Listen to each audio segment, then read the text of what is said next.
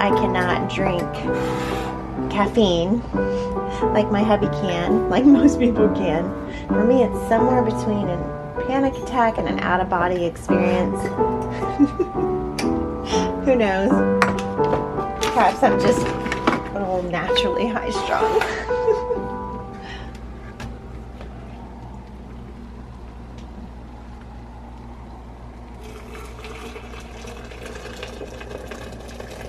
But I do love my chicory. If you've never had chicory, you should try it.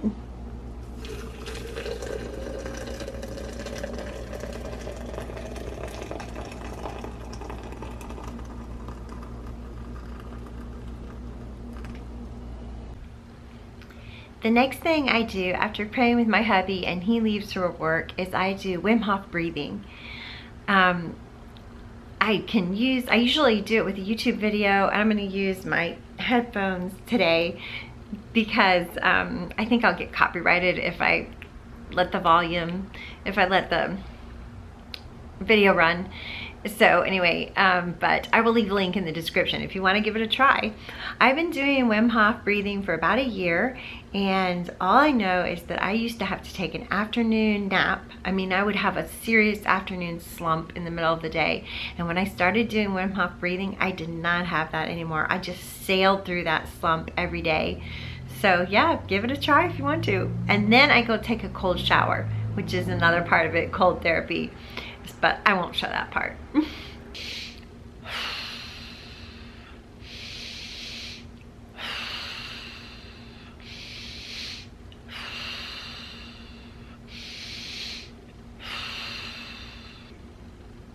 So basically you do 3 rounds of that. I mean, you do like 30 breaths, and then you breathe, you put all your air out and you hold your breath. And he talks you through it. The video talks you through it, Wim Hof's voice.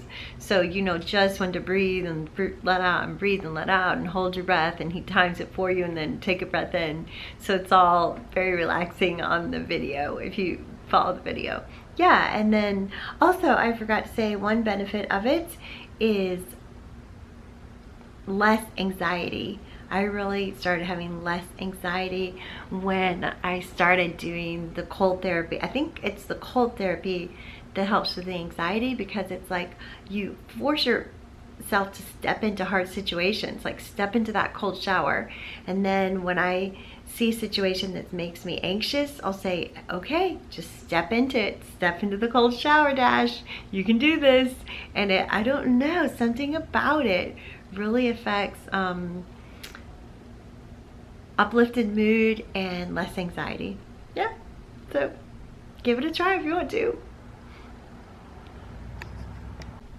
I forgot to tell you guys, when I'm holding my breath, I also hope, dream, and imagine. So God told me to hope, dream, and imagine in Him. I had a pretty tough childhood with an abusive alcoholic father, so at some point I stopped hoping and dreaming, imagining, because it just hurt too much. It just never came true.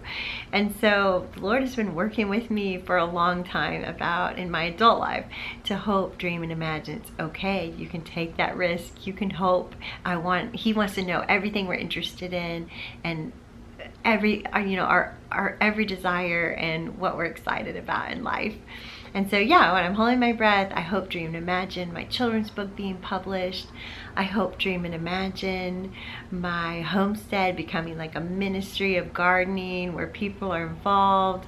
I hope, dream, and imagine all sorts of things, yeah, when I'm holding my breath. So that's part of it. I understand that, like, Olympic athletes imagine like their workout and just their whole routine, and they imagine it in their mind. So there's something, I think there's a power in that. And at first I was hesitant because I thought, well, is that really what the Lord would have us do? I'm gonna wanna do His will. And He told me, yeah, it's what I want you to do, Dash. And He said, if you're not doing my will, I'll let you know. You're listening, I'll let you know. So yeah, so hope, dream, and imagine. Hey you guys, I'm here in the garden early before my baby gets here because I wanted to show you some weeds that I encourage growing in my garden.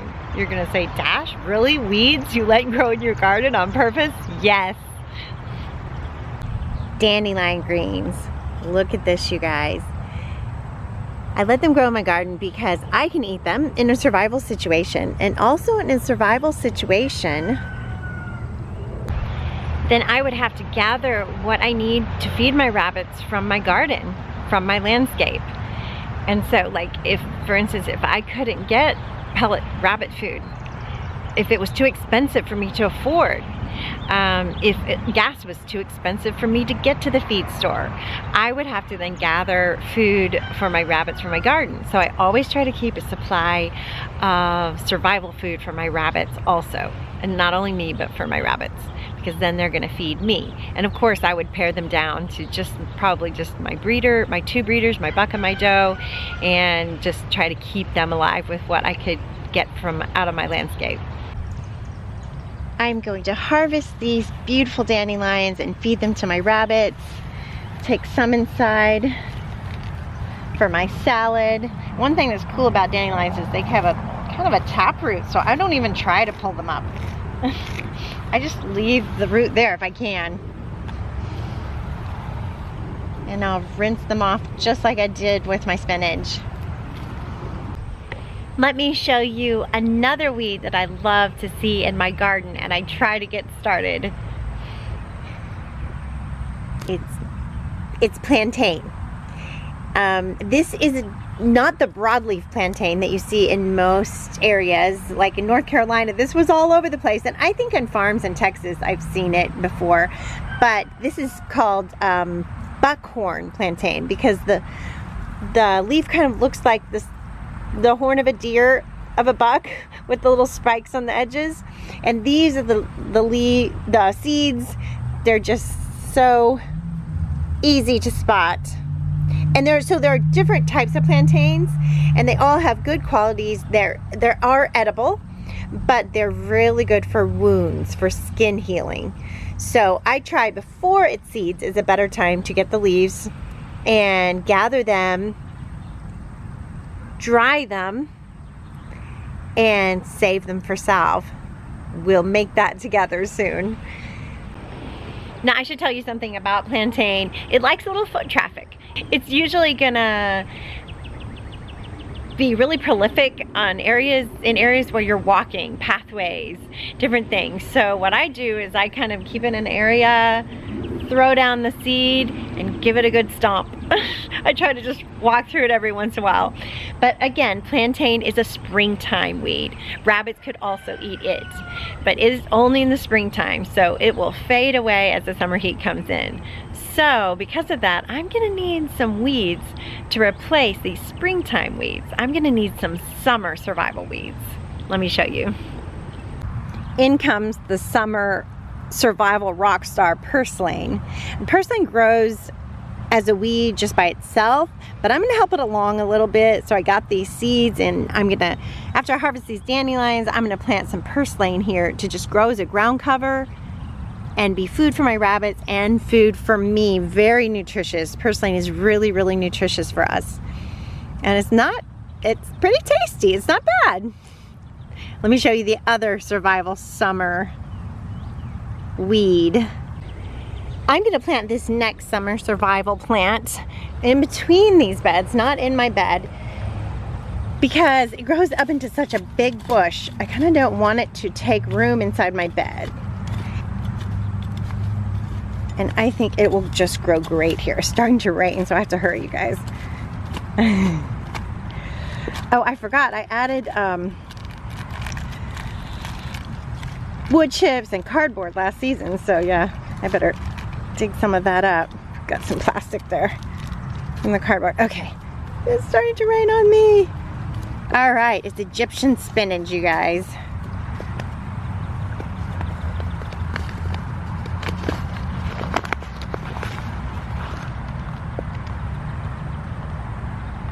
And that will grow into a big bush of yummy goodness.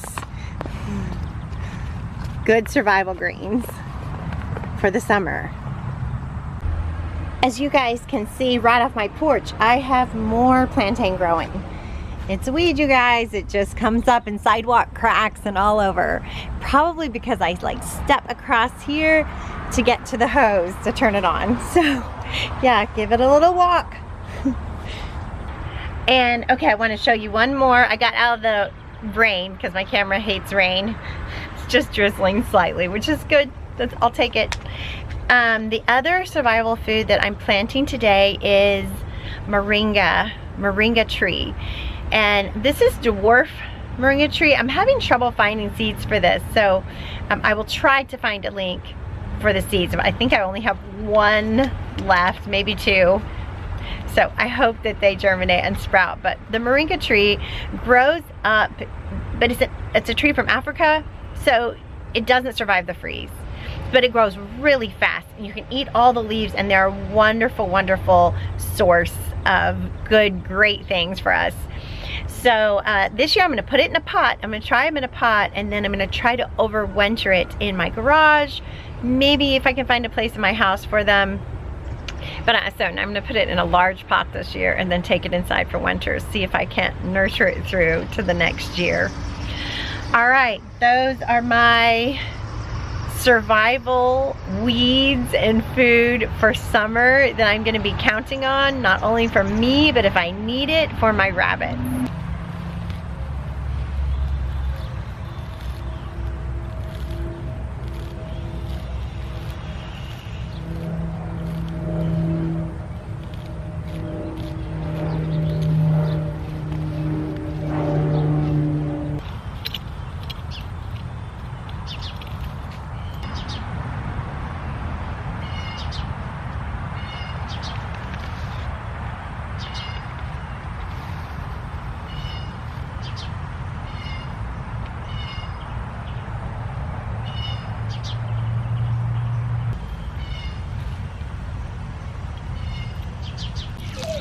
I had to mix up some more chicken feed, so I'm just adding the water. Oh, that doesn't go in there. That doesn't go in there, buddy. Come on. So this amount of chicken feed lasted me for 2 days.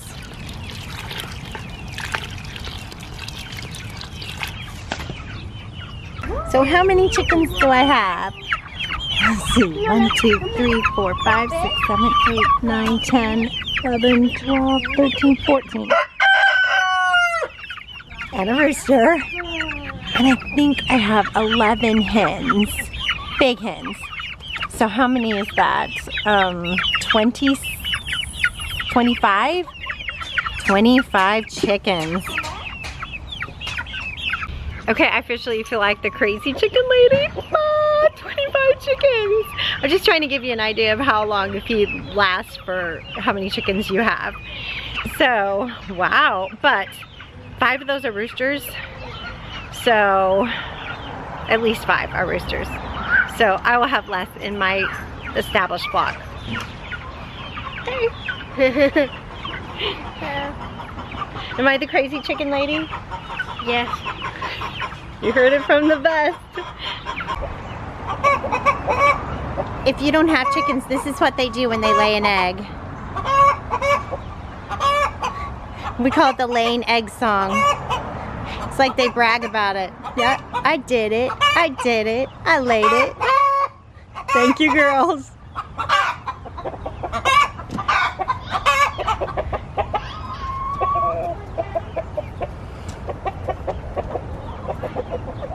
So guys, let's talk rabbits. I've been raising the Champagne d'Argents, and they're a heritage breed from France. And they do great on the show table, and that has been a good market for me to sell to kids showing rabbits. So that's been good, but they don't do well with the heat. They don't breed in the summer. I've had babies die in the summer.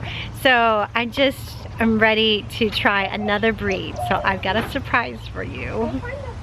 I'll show you. Look who we got, you guys. I will flash back to the day that we got them. Unfortunately, the people that we got them from didn't want to be filmed, but that's okay. I totally understand that. They were private, you know, private people. So, but we did get a picture of their setup. So I'll include that so you can see it because this was very cool.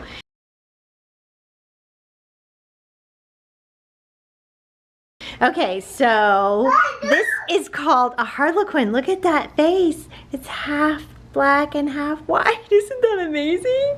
Such a beautiful rabbit. And these are Tamu rabbits, Texas A&M University rabbits.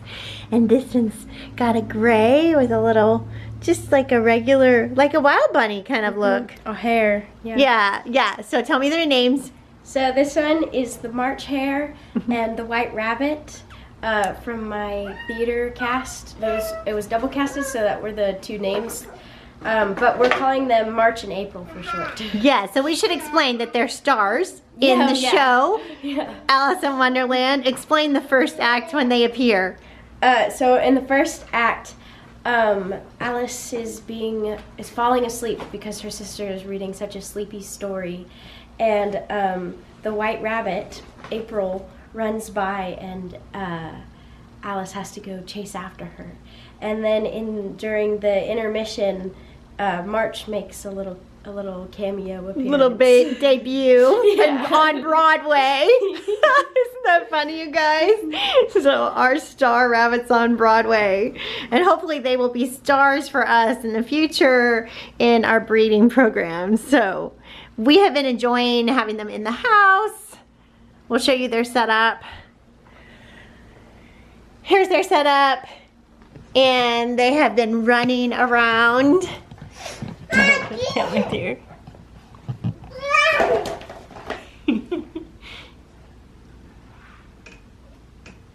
What do you think, LJ? Look at the bunnies. He's like, oh yeah, I'm all over that.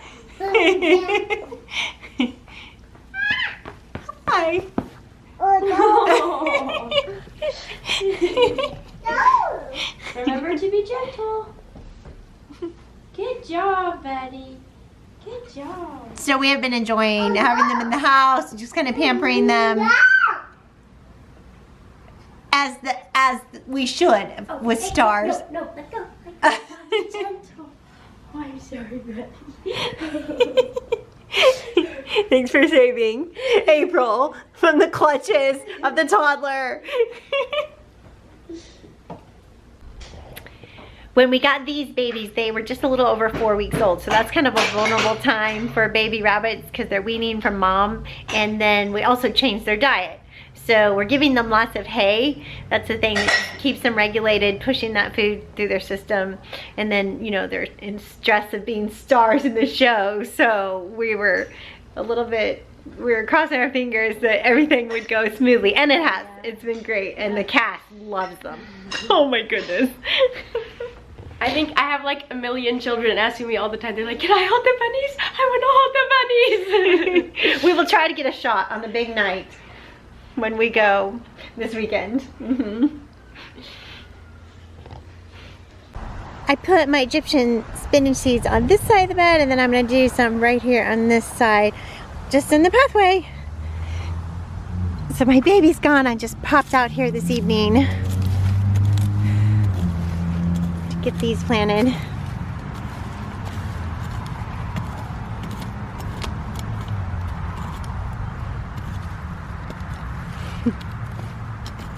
These wood chips are deep.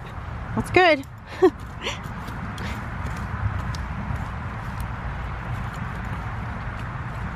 Oh, there's an earthworm. Yes.